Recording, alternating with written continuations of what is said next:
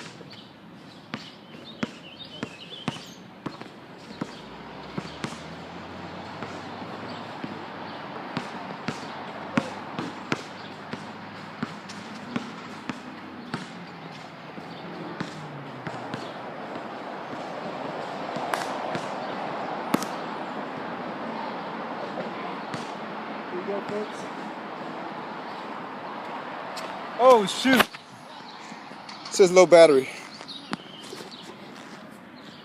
We alright. We just got a low battery.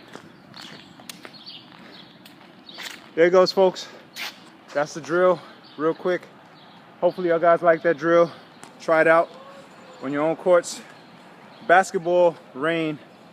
No, not basketball, what am I calling? Backboard rain drill. Alright. Joe, love and peace to all. Thanks a lot for watching. Hit the thumbs up if you guys like the video. Subscribe to our channels. And we will be back next time.